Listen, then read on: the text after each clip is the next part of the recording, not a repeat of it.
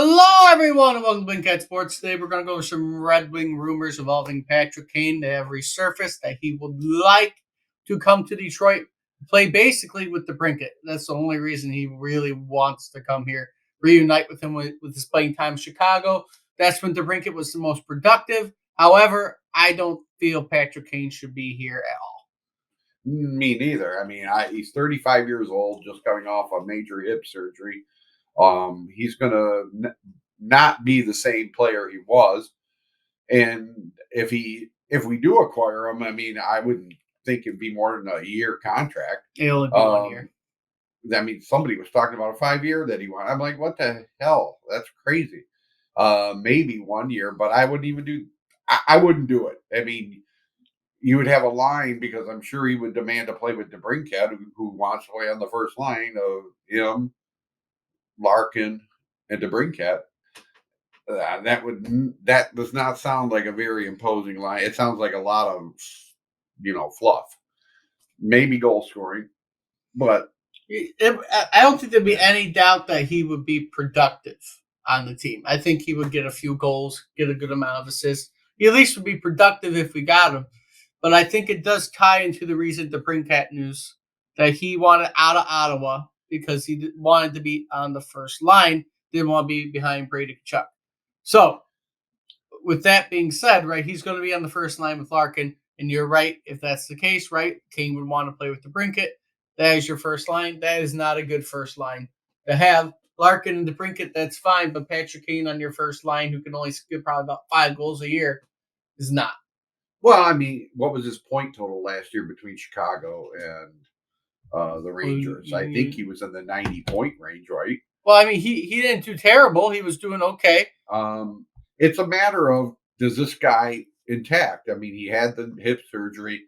Does Steve Yzerman, I'm sure he'll be thorough if he's even thinking of this, that this guy can still be the Patrick Kane that we seen in the past. But with hip surgery, I don't think you come back from that 100%. You're always, especially at 35 years old, that's going to be a very hard injury to return from.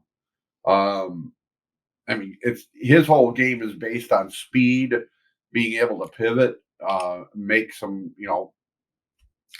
plays. So if he's greatly hampered by that, then yeah. So between so Chicago last year, he had 16 goals and 29 assists through 54 games, and then after the trade to New York, he had 5 more goals and 7 assists. So he had 20.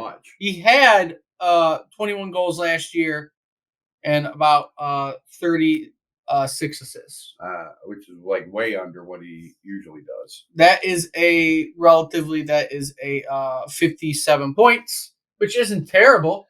No, because I think we can get that out of Berggren and Raymond. I think we can get that out of either one of those two can come up with that. You got to give them the ice time.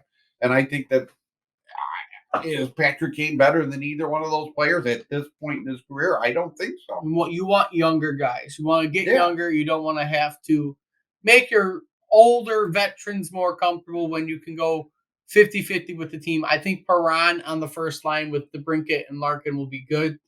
I like that idea. I do. I like somebody with a little more grit, a little more size. And he's a playmaker. He will set up a lot of plays. If not Perron, maybe a Rasmussen. Somebody who's going to go do the dirty stuff for that first line.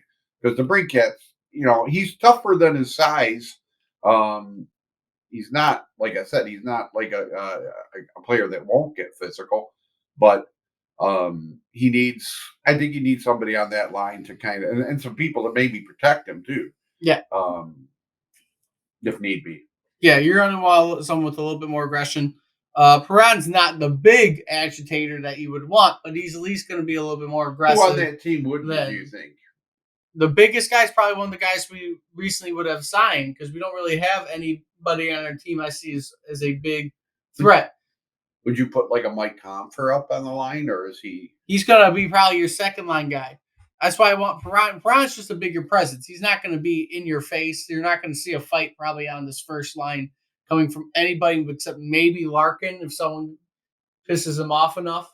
Because Larkin will fight. He just doesn't do it all the time. Right. I don't really see when you look at the Red Wings roster, there isn't too much aggression on that roster. You added some weight. You don't look too bad compared to the other years. But like when you look at you, Costin, right? He's probably going to be someone who's going to get in people's faces, but he's not on the starting line.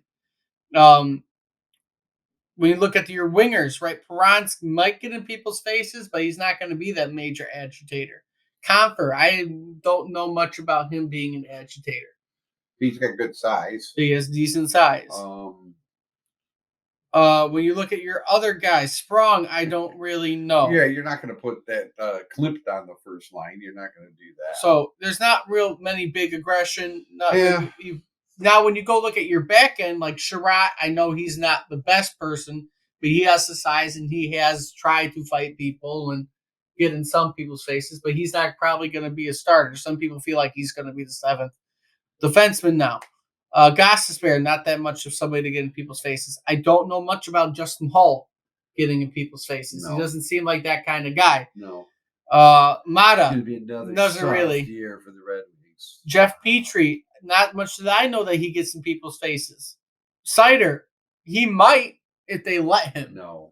It's only if they let him, because I think he would fight, but they had to let him fight. Fight. God, we need at least a couple. And then Wallman's probably your only defenseman that's going to get in somebody's face. That's your first line aggressor with everybody. It'd be Sider and Wallman, and Wallman's the one guy to protect your star players on that first line. Is probably what's about to happen with that, because there isn't a lot of aggression on this team. There's size, and if they throw around their body, it's going to be good, but I don't know any of these guys to be fighters at all. I don't know if you need fighters as much. You just need people who stand up for you. You got to get in there and play physical. And we will see. We know Kane won't do that. That's why we can add that. Patrick Kane coming to this team after having hip surgery definitely ain't throwing any punch or trying to check anybody. Right. That's true. So if you want a little bit more aggression on this team too, Patrick Kane is not your answer whatsoever. I don't think we really need Patrick Kane on this team at all. I don't think he fits. He doesn't really fit. There's no room for him. The only spot I would say there's even relative room is defense. And if you got rid of a couple one, but even then, you are stacked in your defense. You currently have 8, I believe, on your roster that are going to potentially be on the team to start the year. And that's not including Evanson. Right. So you are log jammed. When the prospect tournament happens and training camp happens in about a week, they will figure out even more about who's going to be playing what. Personally, I do feel on the back end that Sherratt will be paired with Petrie because that's the last time he was decent. So that might be a good idea. But then I don't know who you're going to have. Hall as your 7th defenseman, which I don't know if that makes total sense either. It's going to be an interesting year to start out to figure out who's playing where.